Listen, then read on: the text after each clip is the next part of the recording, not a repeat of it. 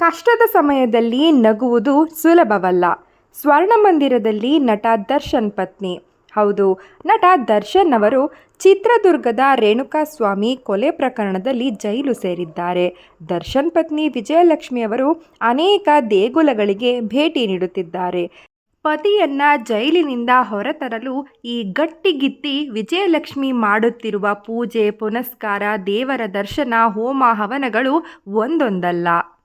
ಸದ್ಯ ಅಮೃತಸರದ ಸ್ವರ್ಣಮಂದಿರಕ್ಕೆ ಭೇಟಿ ನೀಡಿ ಪೂಜೆ ಸಲ್ಲಿಸಿದ್ದಾರೆ. ಜೀವನದ ಕಷ್ಟದ ಸಂದರ್ಭದಲ್ಲಿ ನಗುವುದು ಸುಲಭವಲ್ಲ. ಅದು ನೀವು ನಂಬಿದ ದೇವರು ನಿಮಗೆ ಕೊಟ್ಟ ದೊಡ್ಡ ಶಕ್ತಿ ಅಂತ ಬರೆದುಕೊಂಡಿದ್ದಾರೆ. ಸ್ವರ್ಣಮಂದಿರದ ಎದುರು ನಿಂತು ವಿಜಯಲಕ್ಷ್ಮಿ ಕಿರುನಗೆ ಬೀರಿದ್ದಾರೆ.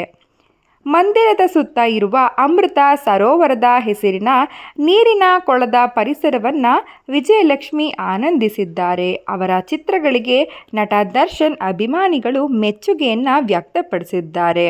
ನೀವು ಕೂಡ ದರ್ಶನ್ ಅವರ ಅಭಿಮಾನಿಯಾಗಿದ್ದರೆ ಜೈ ಡಿ ಬಾಸ್ ಎಂದು ಕಮೆಂಟ್ ಮಾಡಿ. ಅದಕ್ಕೂ ಮುನ್ನ ನೀವಿನ್ನೂ ನಮ್ಮ ಚಾನಲ್ಗೆ ಸಬ್ಸ್ಕ್ರೈಬ್ ಆಗಿಲ್ಲ ಅಂತ ಹೇಳಿದ್ರೆ ಈ ಕೂಡಲೇ ಸಬ್ಸ್ಕ್ರೈಬ್ ಆಗಿ, ಪಕ್ಕದಲ್ಲೇ ಕಾಣುವಂತಹ ಬೆಲ್ ಐಕಾನನ್ನು ಕ್ಲಿಕ್ ಮಾಡಿ. ವಿಜಯಲಕ್ಷ್ಮಿ ಅವರು ಅಮೃತಸರಕ್ಕೆ ಹೋಗಿರುವ ಒಂದಿಷ್ಟು ಫೋಟೋಗಳನ್ನು ನಿಮ್ಮ ಮುಂದೆ ಪ್ರಸ್ತುತಪಡಿಸಲಿದ್ದೇವೆ. ನೋಡಿ ಆನಂದಿಸಿ. ಧನ್ಯವಾದಗಳು.